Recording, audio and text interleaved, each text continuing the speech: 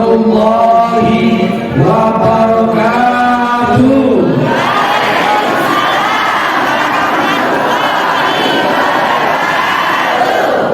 Alhamdulillah, alhamdulillahirabbil alamin. Nahmaduhu wa nasta'inu wa nastaghfiruh wa na'udzu billahi min shururi anfusina wa min sayyiati a'malina. May yahdihillahu fala mudilla lahu wa may yudlil fala hadiya lahu. Allahumma shalli ala sayyidina wa habibina Muhammad wa ala alihi wa sahbihi wa man tabi'ahu bi ihsan ila yaumiddin. Alhamdulillah, puji syukur kita panjatkan kehadirat Allah Subhanahu wa taala. Alhamdulillah, pada siang hari ini bertemu kami dua dai kondang ya Kabupaten Kepahyang. Kalau mau rekam sekarang sebelum go internasional ya. Yang terhormat perangkat pemerintahan Desa Tangsiduren, yang saya hormati Bapak Camat Kecamatan Karowetan ataupun yang mewakili tokoh agama, tokoh masyarakat, Bapak Ibu yang mungkin ia dapat sebutkan satu persatu. Hadir juga Bapak Kepala KUA Kecamatan Karowetan, juga Ustadz kita, Ustadz Mustaqim, dan juga imam-imam, bapak-bapak dan ibu-ibu jamaah rahimakumullah. Kami dua dai ya, Bapak Ibu semua, memang ini sudah program kami TNI Polri menunggal dakwah. Alhamdulillah saat ini sudah 4 kali kami tampil. Mudah-mudahan yang keempat ini menjadi kebaikan untuk kita bersama. Amin. Tolong kalau baik diaminkan Bapak Ibu. Barang yang siapa mengaminkan dan ikhlas masuk surga. Dimurahkan rezekinya. Ditambahkan nikmat yang lainnya. Ya, semoga kehadiran kami bisa memotivasi kita semua dan juga kepada anak-anak ke depan bahwa dengan belajar agama tidak harus menjadi seorang ustadz. Dengan belajar agama tidak harus menjadikan pondok pesantren. Tetapi apapun cita-cita anak-anak kita kelak, mau jadi tentara yang soleh, mau jadi polisi yang soleh, mau jadi pilot yang soleh, mau jadi maling yang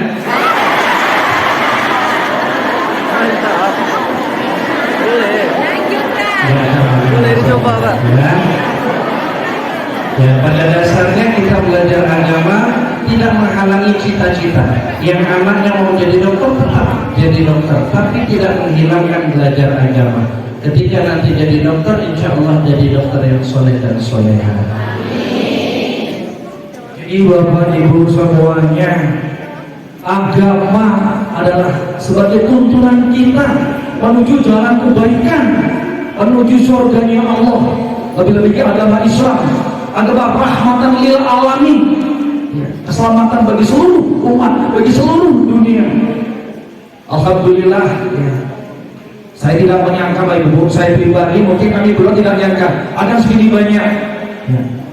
Kita orang Islam tentu cinta agama Islam. Kita orang Islam tentu cinta Rasulnya, cinta Nabinya, cinta yang dibawa oleh Nabinya, yaitu Al-Quran dan Sunnahnya. Oleh sebab itu mari kita perbanyak amalan kita yang akan mengantarkan kita ke jalan kebaikan. Insya Allah ini kita kumpul di tempat yang baik. Nantinya pada yaumil akhir kita pun akan dikumpulkan di tempat yang baik. Amin. Baik, Bapak dan Ibu, sebelum mendengarkan tausiah saya dalam rangka bersyukur kepada Allah, sedikit kita memuji Allah dengan membaca Asmaul Husna-Nya. Ada yang hafal? Yang hafal 99 Asmaul Husna boleh pulang duluan. Ya. Sedikit aja ya. Yuk, kita gegerkan Kecamatan Kabawetan ini, kita puji nama Allah. Ya. Ya Allah, ya Rahman, ya Rahim, ya Hadi, ya Qudus, ya Salam, ya Mu'min, ya Hawimin, ya Aziz, ya Jabbar, ya Mutakabbir, ya Khaliq, ya Bari,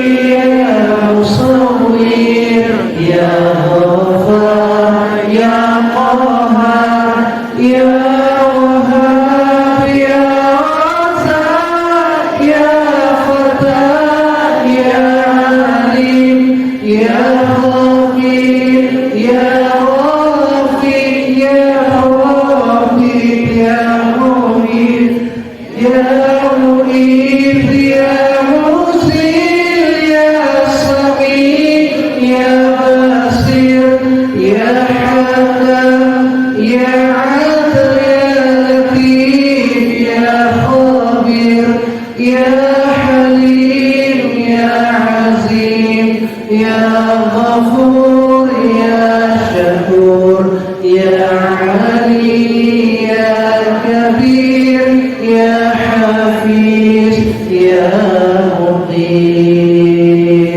Masya Allah. Takbir. Kalau tadi kita sudah Asmaul Husna Bapak Ibu semuanya, tentunya sebagai seorang Islam kita mempunyai Nabi Rasulullah Nabi Muhammad. Tidak ada salahnya kalau kita mengulas kembali sholawat kita. Kenapa? Kepada Nabi kita. Insya Allah dengan sholawat ini kita nantinya akan mendapat syafaat, akan mendapat pertolongan. Mari Bapak Ibu kita ulang lagi sholawat. Salatullah salamullah. Mana suaranya Bapak-bapak?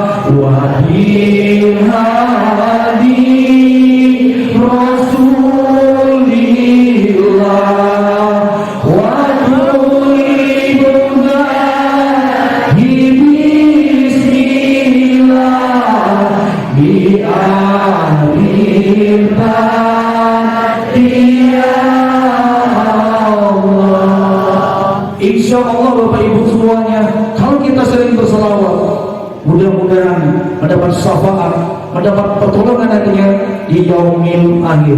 Amin, amin, ya rabbal alamin. Baik, untuk selanjutnya mungkin kami tampil satu persatu biar tidak membingungkan. Kadang satu ustadz ceramah saja belum didengar, apalagi dua orang, ya. Ya Ustaz ya. Nah, siapa duluan Pak? Oh baik ya. Perintah komandan saya duluan, ya. Baik Bapak dan Ibu jamaah rahimakumullah, sholawat sudah diulang, Mas BKMT kan perlu diulang lagi ya. Ya. Karena tadi bapak-bapaknya sudah banyak hafal. Badan kontak, majlis taklim, yang hafal ibu-ibunya, ya, banyak karena memang ibu-ibunya aktif, ya. Allah Subhanahu wa taala berfirman, Subhanalladzi asra bi 'abdihi lailan minal masjidil haram ilal masjidil aqsa alladzi barakna haulahu linuriyahu min ayatina innahu huwas sami'un basir. Maha suci Allah, subhanallah. Ya, kata ini dulu yang ingin saya kupas. Kenapa? Karena banyak orang tertukar kapan menggunakan masya Allah dan kapan menggunakan subhanallah. Ya. Ketika anaknya di rumah nakal, biasanya ibu-ibu ngomong apa? Masya Allah nak, kok kamu nakal. Padahal apa? Kapan Masya Allah ini dipergunakan? Walaula dakhalta jannataka Masya Allah. Surat apa itu? Ya,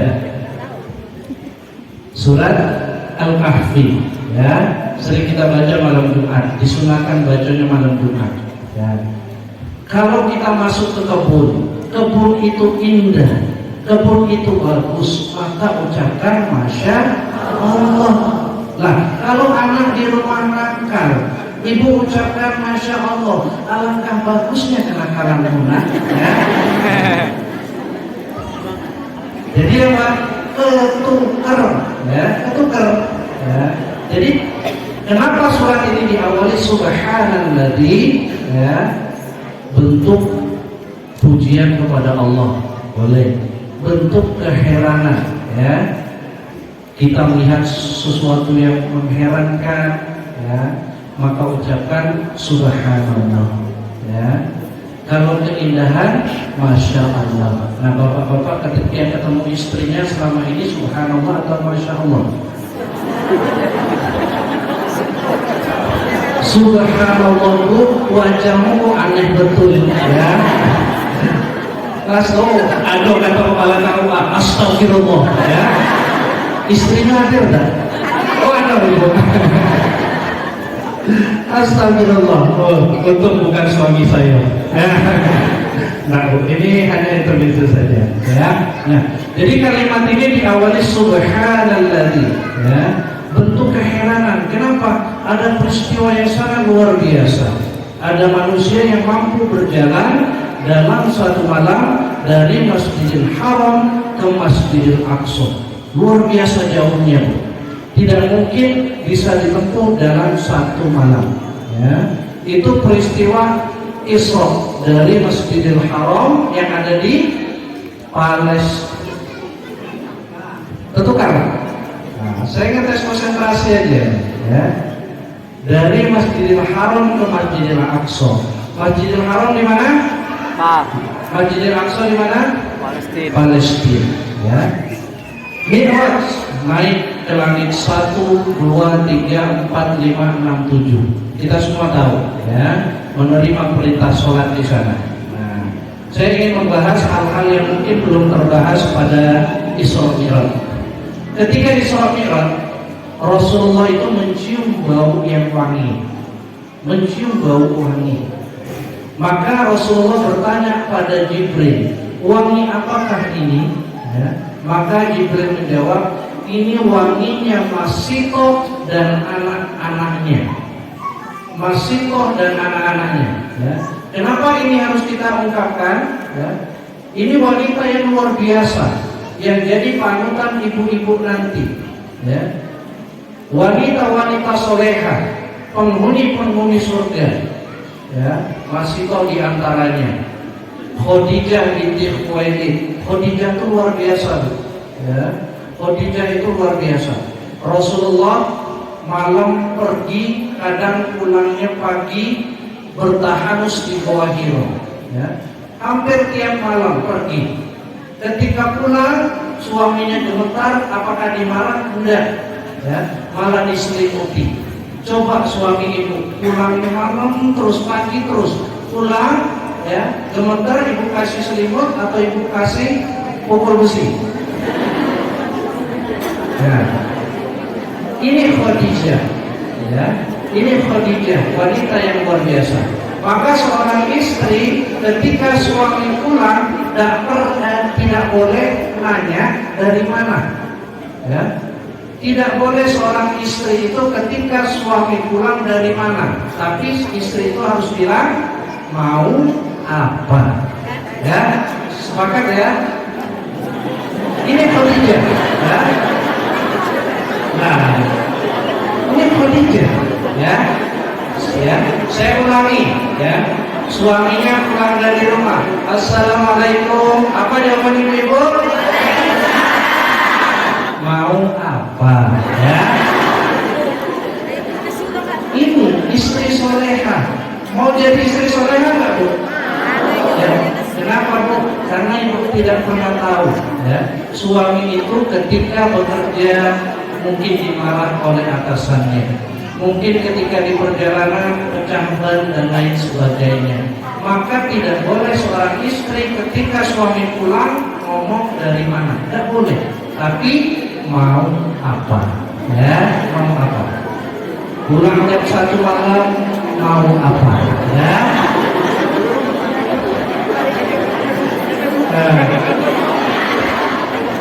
Pulang pagi mau apa, ya? Nggak pulang-pulang mau apa, ya? Ya, nah, jadi itu.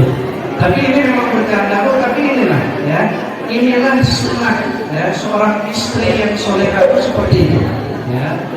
Saya kisahkan lagi, ya, yaitu Abu Thalhah, ya. Abu Thalhah itu luar biasa bersama istrinya, ya. Jadi ketika itu anaknya Abu Thalhah itu sakit. Anaknya Abu Thalhah itu sakit. Ketika Abu Thalhah mau pergi mencari nafkah, dia pamit sama istrinya, tolong jaga anak kita yang sedang sakit. Pas pulang ke rumah, apa kata Ummu Salamah, istrinya, ya, apa maunya? Dibuatin minum. Dan maaf ngomong, ya, suaminya minta hubungan suami istri dilayani oleh istrinya. Setelah itu apa kata Ummu Salamah? Wahai suamiku, kuburkan jasad anak kita, karena anaknya tadi sakit dan meninggal dunia. Lihat wanita-wanita solehah, ya. Ketika suaminya pulang, walaupun anaknya sudah meninggal, tetap dilayani dulu, ya. Ini Ummu Salamah, wanita solehah, ya. Ini suami baru pulang jam 1 malam dari mana, ya. Ya. Nah, bawa duit tak? Kalau bawa duit aman, ya, masuk, ya. Nah, ya, jadi ibu-ibu paling tidak kita setelah pengajian ini berubahlah. Ibu-ibu BKMT Kecamatan Kabupaten, ya, ketika suami pulang ke rumah mau apa? Ya, sepakat, ya.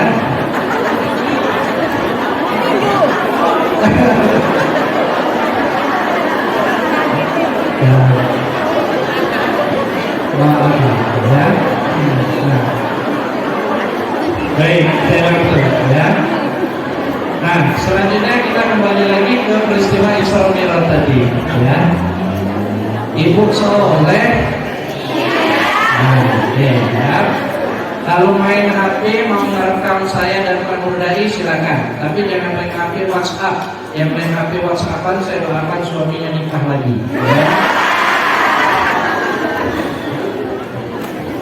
Jadi kembali kita ke kisah Siti Masitoh. Siti Masitoh ini bukan nama sebenarnya. Masitoh itu artinya tukang sisir, ya. Tukang sisirnya anak Fir'aun. Kenal Fir'aun? Kenalan di mana? Sida Makmur. Aduh Pak, Sida Makmur. Aduh ya. Waduh. Oh ya. Ya, mudah-mudahan sama nama tidak sama sifatnya, ya. Nah, jadi Masitoh ini ketika menyisir rambut putri Fir'aun, sisirnya terjatuh. Lalu mengucapkan kata Allah, ya, Allah. Maka putrinya itu kaget. Wahai, ya, ibu, dia panggil, ya, atau semacam itu di zamannya. Apakah engkau punya Tuhan lain selain ayahku Fir'aun? Maka Masitoh katakan, iya. Tuhanku adalah Tuhannya Nabi Musa dan juga Tuhan bapakmu serta Tuhan kita seluruhnya. Dialah Allah. Maka mendengar itu, putri Fir'aun mengancam, akan aku adukan engkau ke ayahku Fir'aun. Ya, akhirnya diadukan. Memang dari dulu ada tukang ngadu sepertinya ado, ya. Sampai sekarang ado, ya. Dari zaman putri Fir'aun sebelumnya juga ada, sampai sekarang ada. Tapi sayang hari ini orangnya tidak hadir, ya.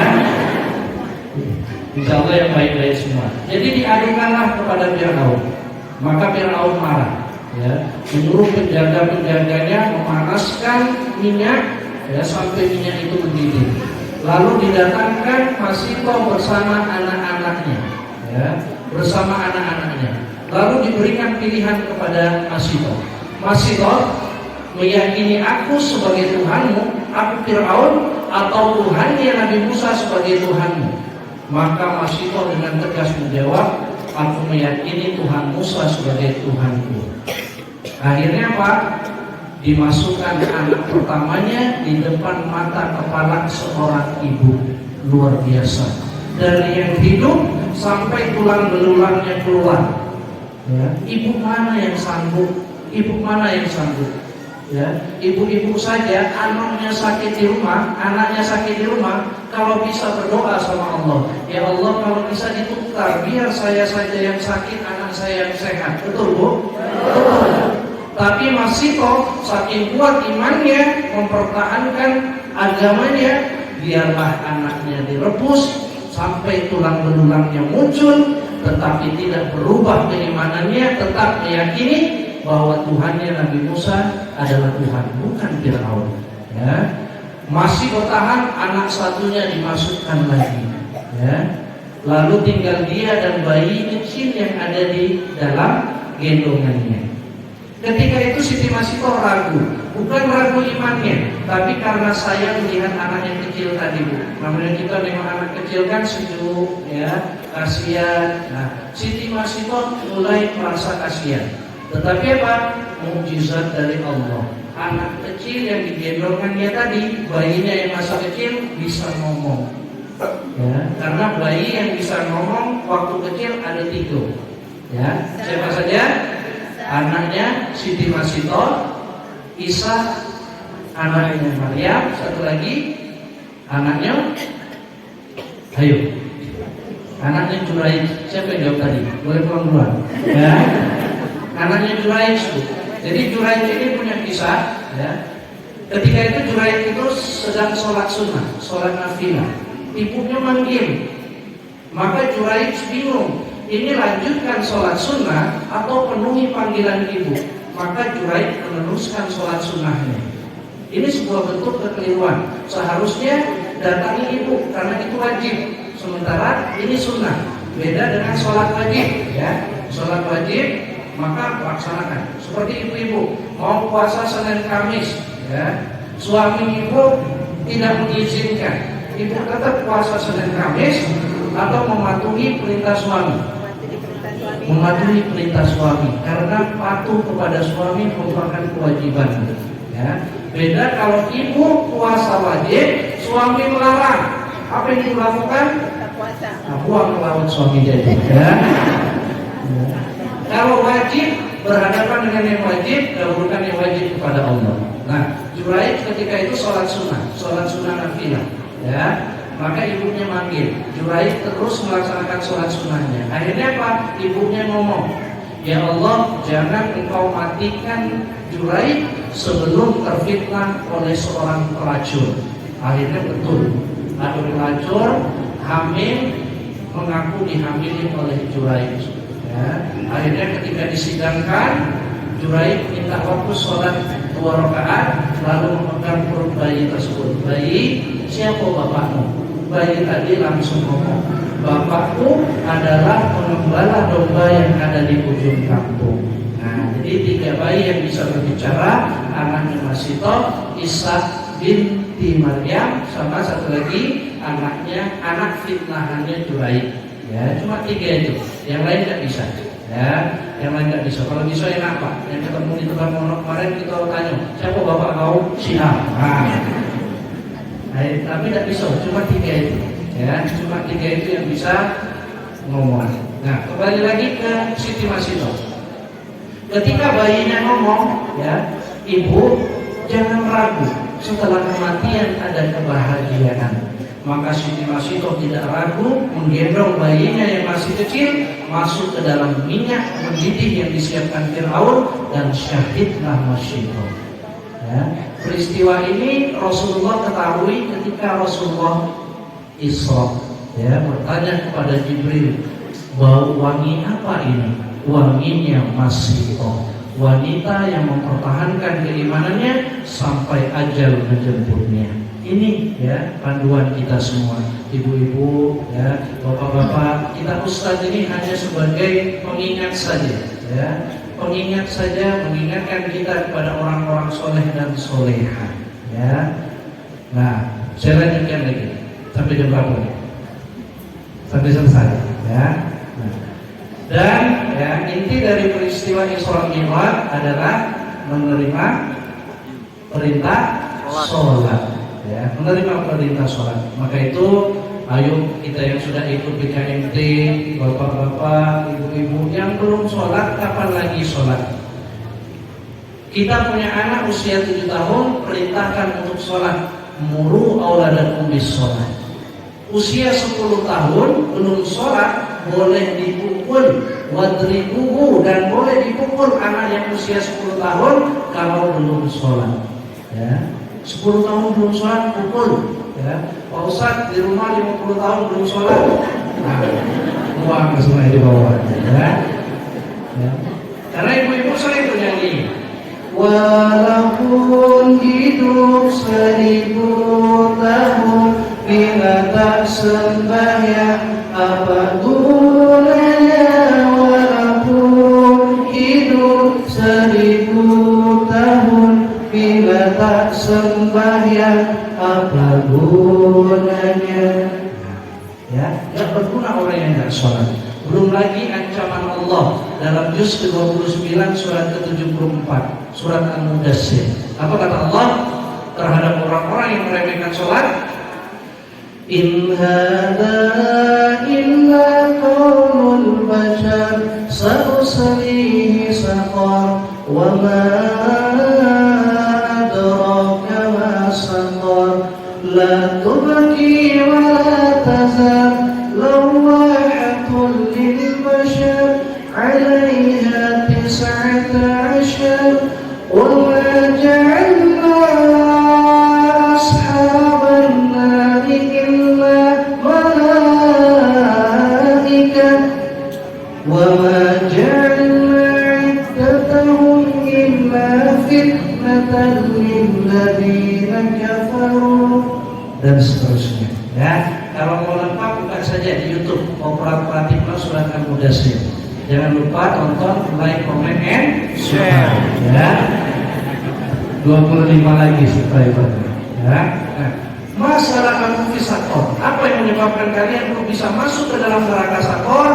Qalu lam naku minal musallin. Kami dahulu ya Allah di dunia adalah orang-orang yang melalaikan sholat kami. Ya, ulama katakan ini sholat wajib. Maka itu jangan tunggu suci baru sholat, tapi sholatlah dulu. Karena kita semua ini tidak suci, pasti ada dosa dan kesalahan kita. Ya, kita ini manusia biasa, Pak Ustadz manusia biasa, pasti ada dosa dan salahnya. Pak KUA manusia biasa, pasti ada dosa dan salahnya. Pak Mustaqim juga seperti itu, Pak Nurdai juga seperti itu. Jadi jangan pernah memandang seorang ustadz itu adalah orang yang suci, bukan, tapi orang yang memperbaiki diri. Yang suci itu hanya ada 4. Yang pertama, malaikat. Ya, itu yang suci, nggak ada dosa. Ya, kalau ibu-ibu merasa suci, ya, bapak-bapak merasa suci, pasti masuk 4 golongan ini. Ya, yang pertama malaikat, yang kedua nabi dan rasul, yang ketiga anak kecil yang belum balik, yang keempat orang gila. Itu yang suci. Ya, nah,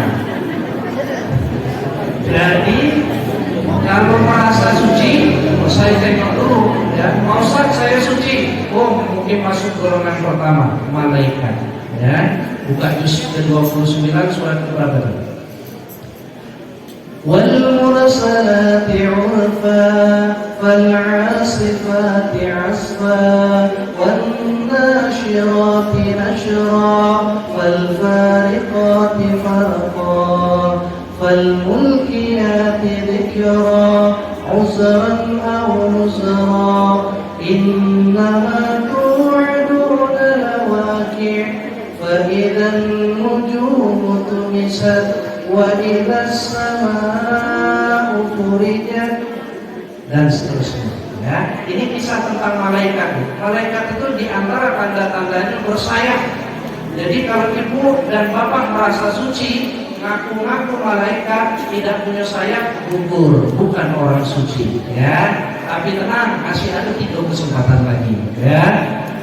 Masih merasa suci, mungkin masuk golongan yang kedua, Nabi dan Rasul. Tapi sayangnya Nabi yang terakhir ya sudah ditutup dengan Nabi Muhammad Sallallahu Alaihi Wasallam. Ya, tidak ada Nabi lagi. Setelah itu ada Nabi palsu. Siapa? Musailamah al-Kadzab. Siapa yang bunuhnya? Ya, yang bunuh Musailamah al-Kadzab ini juga yang membunuh pamannya Nabi Hamzah. Ya. Itu budak Wahsy, ya, karena Wahsy ini ketika belum bertobat, ya, di perang Uhud dia menombak Hamzah. Tapi ketika bertobat, ya, Nabi memaafkannya dengan catatan kata Nabi, jangan di depanku, jangan berada di depanku. Ya, kenapa? Karena dia masih teringat, ya, atas kematian Hamzah.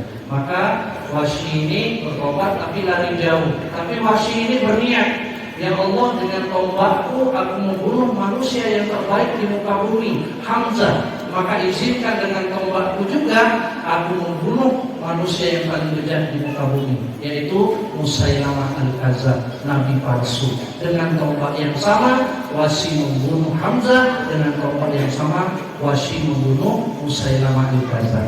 Ya, nah itu. Sejarah-sejarah Islam harus kita ketahui. Nah, jadi intinya tadi Nabi yang terakhir Nabi Muhammad, ya, tidak boleh kita merasa suci, ya. Masih merasa suci masuk golongan yang ketiga, karena kecil yang belum balik, ya, yang belum tumbuh giginya. Saya tengok ibu-ibu banyak belum tumbuh gigi, ya. Nah, ya, masih merasa suci, malaikat bukan, Nabi dan Rasul bukan, anak kecil bukan, itu orang gila, ya. Jadi kalau nanti di KMT tahun bulan depan, buat tadi tolong panggilkan Ustadz yang suci, nah ibu dari orang gila di pasar, ya. Karena kami ini tidak suci, ibu. Kami baru mencoba untuk memperbaiki diri. Masih banyak kesalahan dan kehilapan kami, ya. Nah, jadi jangan tinggalkan sholat. 5 menit lagi kan, ya? Ya. Nah, ini sih kok bagi dulu, ya. Nah, jadi ibu-ibu dan bapak-bapak sekalian, ini perintah Allah. Allah memerintahkan kepada kita untuk sholat dengan peristiwa yang luar biasa, ya. Isra dan Mi'raj ini peristiwa yang luar biasa. Maka itu, ayo jangan lagi kita tinggalkan sholat. Perintah-perintah yang lain Jibril turun diwahyukan kepada Nabi Muhammad. Tapi saking pentingnya perintah ini, Rasulullah yang diangkat untuk menerima perintah langsung dari Allah. Saking pentingnya sholat, penting sekali sholat, ya. Ibu-ibu tidak merasa menjadi pembunuh. Pak Ustaz, dosa saya tidak besar, saya bukan pembunuh, tapi meninggalkan sholat lebih besar dosanya dari membunuh. Ibu dan bapak tidak pernah berzina, ya, merasa sudah soleh dan solehah, lalu meremehkan sholat, dosa meninggalkan sholat lebih besar dari berzina, ya. Jadi jangan diremehkan. Rasulullah SAW hari Rabu, beberapa hari sebelum beliau meninggal dunia, ya, Rabu, Kamis, Jumat, Sabtu, Ahad, dan Senin. Senin Rasulullah meninggal. Hari Rabu, 6 hari sebelum Rasulullah meninggal, ketika sholat maghrib, Rasulullah itu mengalami demam yang tinggi, demam yang luar biasa, ya. Akhirnya ketika azan Isya berkumandang, Rasulullah mencoba bangkit, pengen sholat berjamaah. Tetapi ketika berdiri, Rasulullah jatuh pingsan karena sakit yang luar biasa, panas yang luar biasa. Maka setelah bangun dari pingsannya, apa yang Rasulullah katakan? Apakah Rasulullah ingat hartanya? Apakah Rasulullah ingat jabatannya? Apakah Rasulullah ingat keturunannya? Tidak. Kata-kata yang keluar dari Rasulullah ketika dia bangun dari pingsannya, as-sholat nas. Apakah manusia sudah sholat? Belum, kata Abu Bakar. Mereka masih menunggu untuk melakukan sholat berjamaah. Maka Rasulullah minta tolong sama Fatimah diambilkan air. Maka diambillah air oleh Fatimah. Untuk apa Bapak dan Ibu air ini, Bu? Rasulullah ambil, siram tubuhnya, siram kepalanya agar panas ini bisa turun sedikit, bisa dingin sedikit. Rasulullah pengen sholat walaupun dalam keadaan sakit. Itu Rasulullah. Tapi setelah disiram, Rasulullah berjalan, kedua kalinya Rasulullah jatuh pingsan. Jatuh pingsan Rasulullah, ya, jatuh pingsan. Setelah bangun dari pingsannya, masih Rasulullah katakan, as-sholat nas. Apakah manusia sudah sholat? Belum, kata Abu Bakar. Mereka masih menunggu engkau untuk menjadi imam sholat. Maka kembali lagi untuk yang kedua kalinya, Fatimah ngambil air, disiramkan lagi ke tubuh Rasulullah. Rasulullah berharap panasnya turun. Rasulullah cuma pengen sholat. Itu yang Rasulullah lakukan. Akhirnya apa? Setelah disiramkan tubuhnya, bangkit Rasulullah. Rasulullah pingsan untuk yang ketiga kalinya. Setelah bangun dari pingsannya, Rasulullah perintahkan kepada Abu Bakar pimpin sholat berjamaah. Tapi Rasulullah tetap sholat di rumahnya Aisyah. Rasulullah manusia yang sempurna, dijamin masuk ke dalam surga dalam kondisi sakit luar biasa. Beliau tidak meninggalkan sholat. Siapa yang menjamin kita masuk ke dalam surga? Tidak ada satupun manusia, tidak ada satupun hal yang menjamin kita masuk ke dalam surga. Tapi sayangnya banyak di antara kita yang masih meninggalkan sholat. Ya. Umar bin Khattab, kisah terakhir. Ya. Umar bin Khattab itu lagi mimpin sholat subuh berjamaah. Ada Abu Lu'lu' al-Majusi, orang Majusi penyembah api, nyamar jadi orang Islam, bertahun-tahun jadi orang Islam. Waktu pagi itu Abu Lu'lu' mendapatkan kesempatan. Umar mimpin sholat, ya, maka ditariknya pisau, dihujamkan ke perut Umar bin Khattab. Dalam riwayat terburai khususnya Umar bin Khattab. Ketika Umar bin Khattab itu minum susu, keluar susu yang diminumnya. Saking parahnya tikaman Abu Lu'lu' al-Majusi. Ya. Pingsan ketika itu Umar bin Khattab ketika mendapat tikaman Abu Lu'lu' al-Majusi. Setelah bangun dari pingsannya, apa yang dikatakan Umar bin Khattab? As-sholat nas. Apakah manusia sudah sholat? Belum, wahai khalifah. Karena saat itu beliau menjabat khalifah, presiden, raja. Belum. Yang dipikirkan Umar bin Khattab sholat. Walaupun kondisinya sekarang khususnya terburai, tapi beliau memikirkan sholat. Umar bin Khattab dijamin masuk ke dalam surga dalam kondisi sekarang tidak pernah meninggalkan sholat. Lah kita tidak dijamin masuk ke dalam surga. Hayya sholat, tanggung, nanti cabai dulu, ya. Hayya al-falah, mari menuju kemenangan, tanggung, ya. Akhirnya dia tidur dan tidak pernah bangun-bangun lagi. Maka itu kita adalah makhluk yang lemah, ya. Kita insan yang hanya terlahir dari maaf ngomong, ya, air, ya. Maka apa yang perlu kita sombongkan? Ya. Maka jangan sombongkan diri kita, ya. Nah, maka ayo kita merenung bahwa kita ini adalah makhluk yang lemah, ya. Sebagaimana dalam surat Al-Insan, saya tutup dengan surat Al-Insan. Setelah ini Pak Nurdani, tapi setengahnya saja. Ya, kalau full semuanya waktunya tidak cukup. Ya, Al-Insan ini menyatakan diri kita ini makhluk yang lemah, makhluk yang tidak ada yang perlu kita sombongkan. Ya, nanti baca artinya. Hal ada al-insani hinun minad dahri lam yakun syai'an madhkura. Inna khalaqnal insana min nutfatin amshaj nabtali faj'alnahu sami'an basira.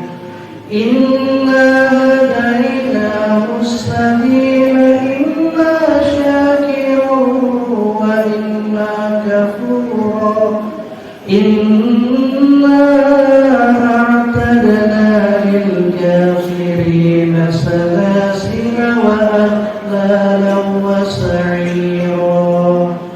Innal abrara yashrabuna min ka'sin kana mizajuha kafura.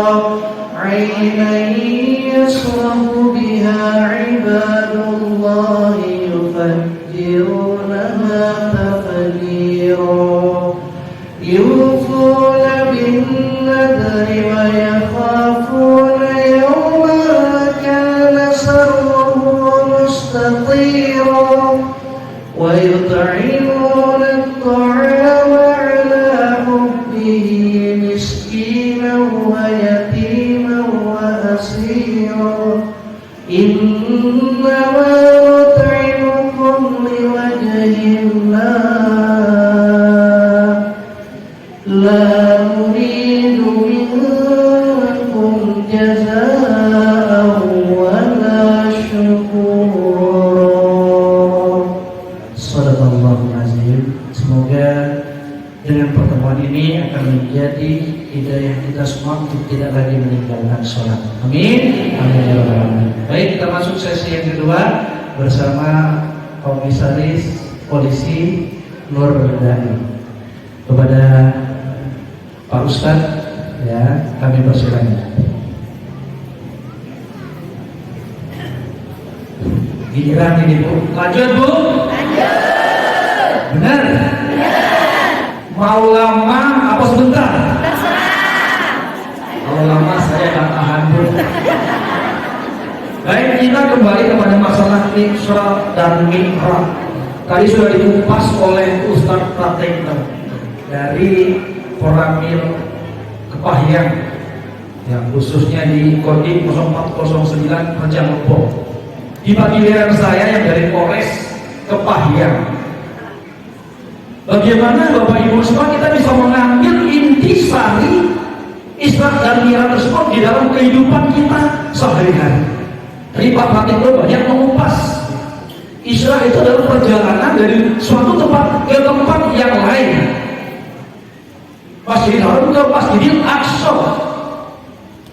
Kalau kita Bapak Ibu dalam hidup sehari-hari akan berjalan pada suatu tempat, tentunya memerlukan persiapan. Mi'raj itu artinya naik atau ke atas. Banyak artinya mi'raj itu. Karena Nabi Muhammad dimi'rajkan ke atas bertemu dengan Allah. Tapi kapan kita akan mi'raj Bapak Ibu? Tentunya kita akan menghadap kepada yang Maha Kuasa Allah SWT. Ini kalau kita dalam kehidupan nyata, beda waktu dalam Isra Mi'rajnya Nabi Muhammad. Beda dulu, beda sekarang. Kita ambil yang sampel. Mi'raj itu, ya Isra itu Bu, ya Isra Mi'raj, perjalanan dari tempat ke tempat yang lain. Waktu itu luar biasa jauhnya. Ya kalau diukur mungkin menggunakan pesawat yang paling canggih pun tidak bisa menandingi perjalanan waktu itu. Tapi kita harus yakin dan seyakin-yakinnya bahwa itu benar terjadi. Kalau kita sebagai orang Islam, kita umatnya Nabi Muhammad, kita harus yakin. Saat ini kalau kita perjalanan Bapak Ibu tadi dari rumah menuju masjid ini, desa sudah tentu banyak persiapan yang harus dilakukan. Begitu juga waktu itu Isra dan Mi'raj ini terjadi ya waktu tahun ke-10 Nabi Muhammad, kurang lebih 1400 tahun yang lalu. Dan kalau kita dalam kehidupan sekarang ini Bapak Ibu, ya, dari perjalanan ke suatu tempat kita harus membutuhkan persiapan. Apa yang harus kita persiapkan?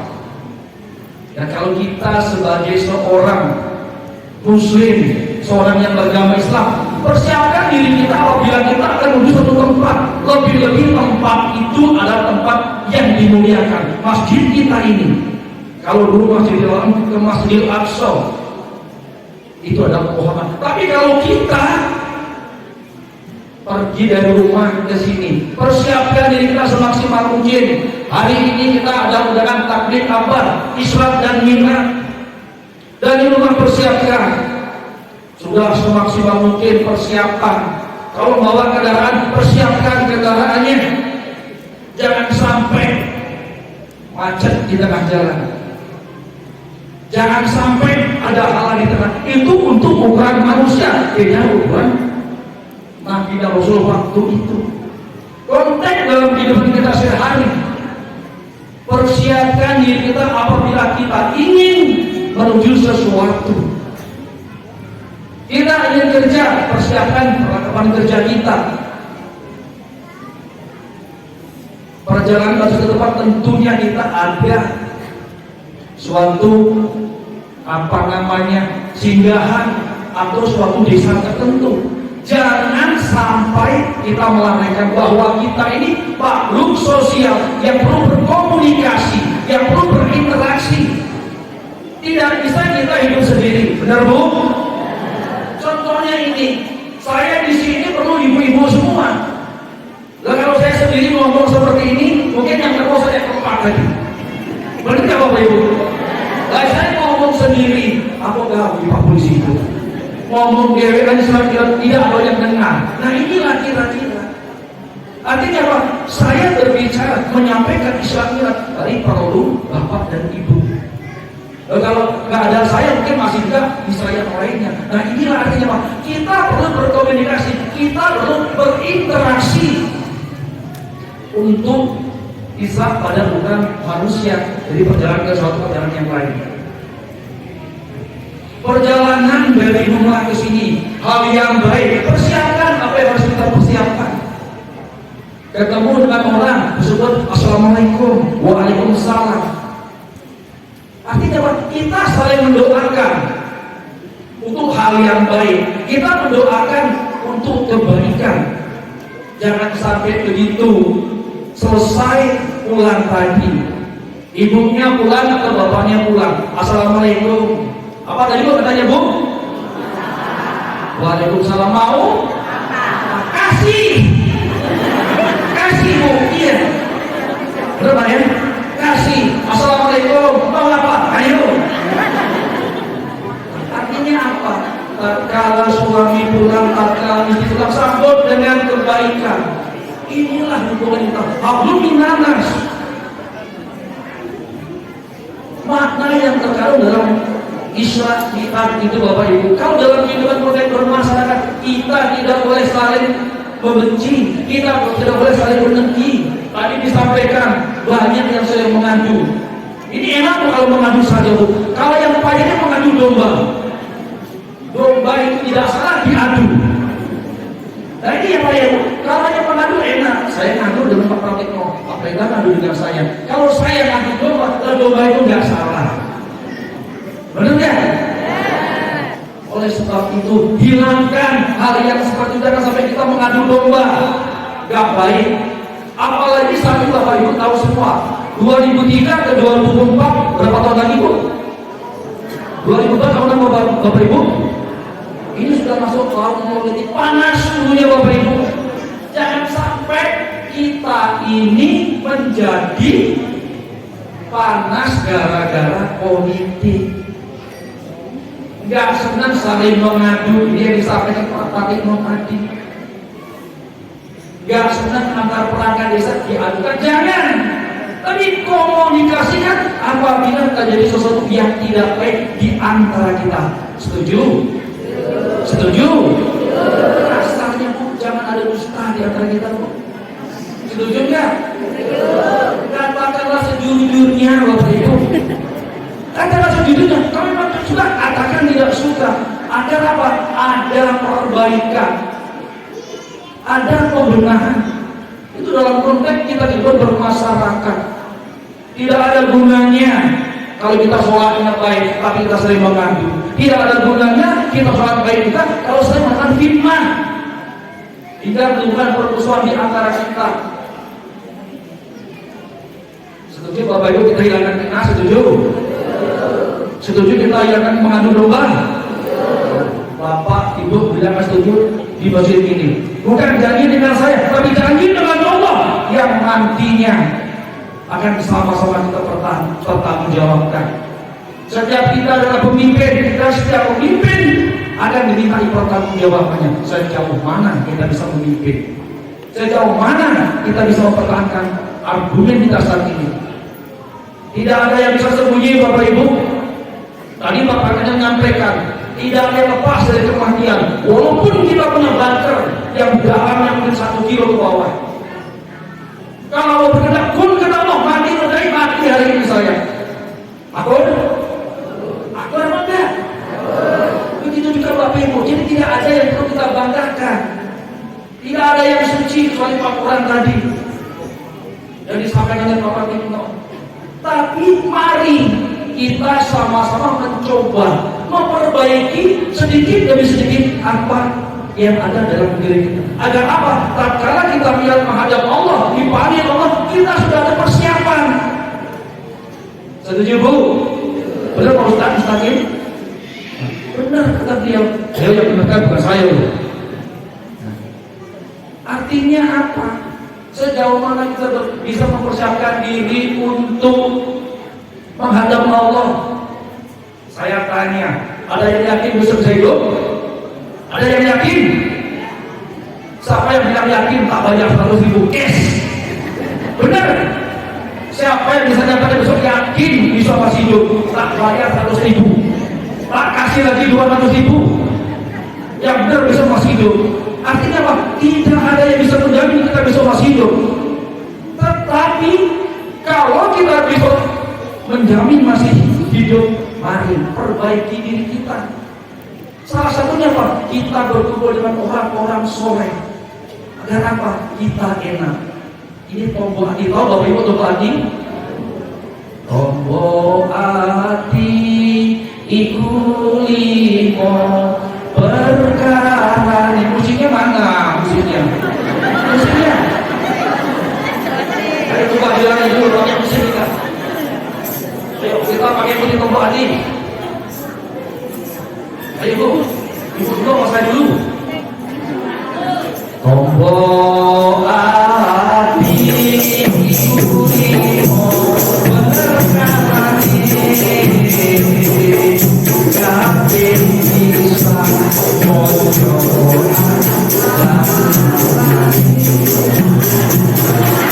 kapten pintu bukan soleh kapten gelbu sholat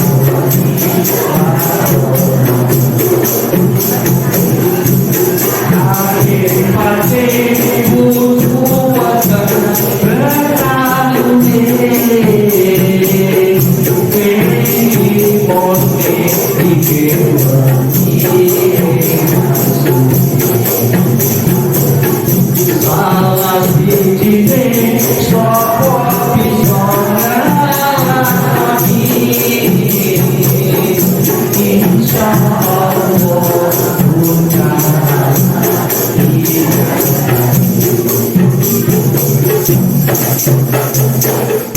Wah, mata pun pasangan ini.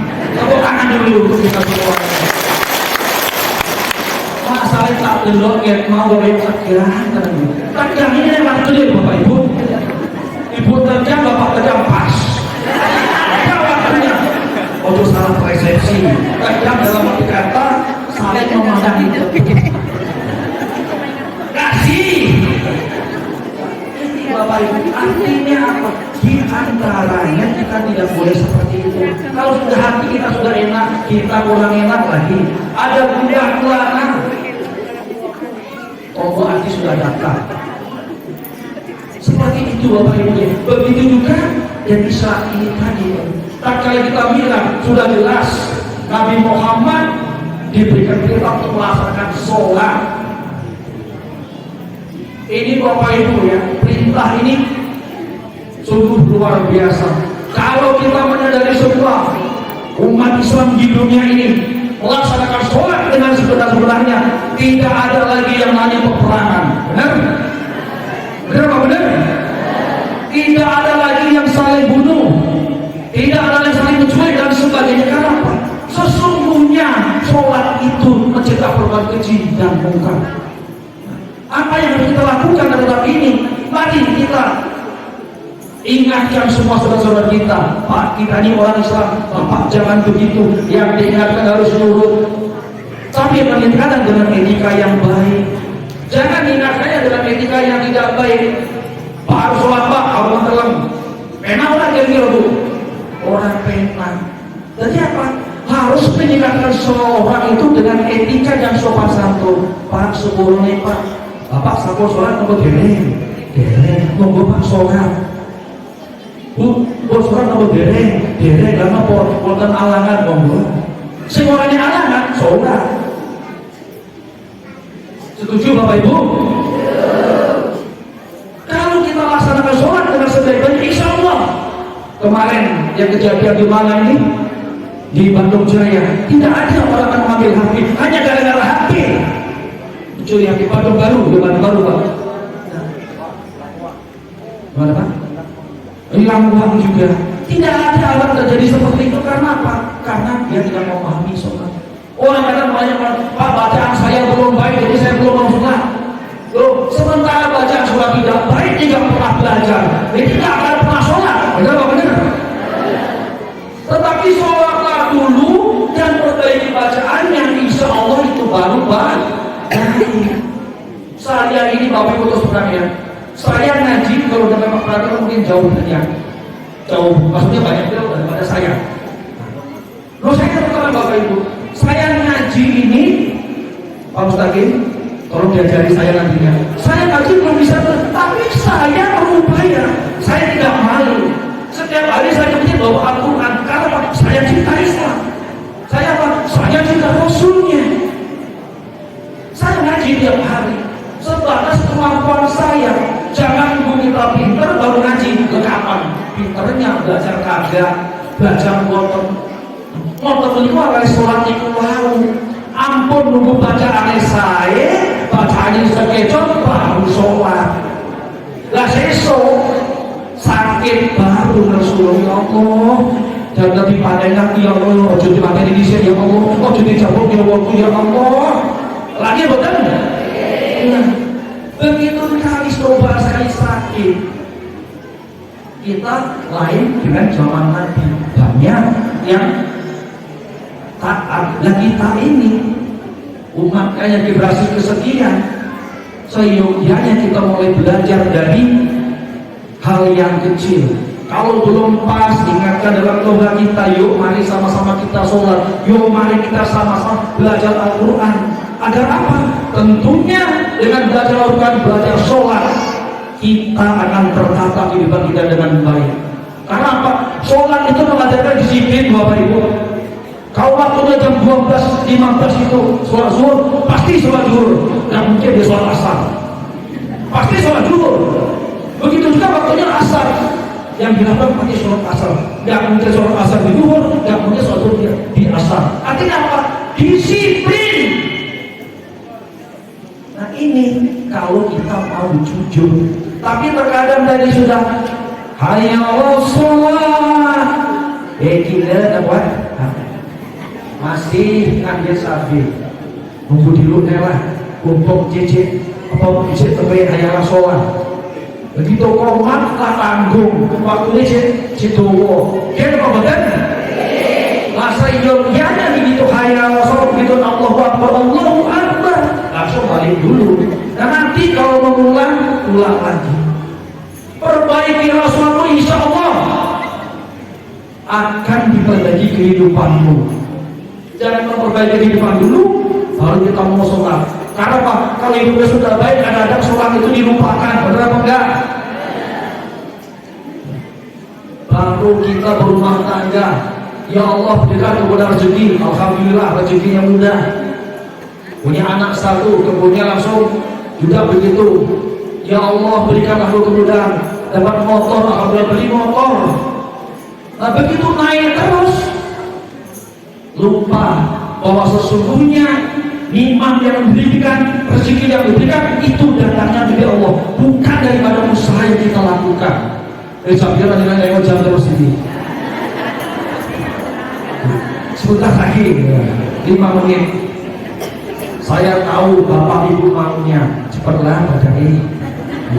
Sore. Kalau ngetos Bu, ngetos. Itu itu. Jadi punya gol-gol ini kakak desa. Kita jadi baik saya tadi sore. Tapi belum tahu. Ini ada dorongnya yang video.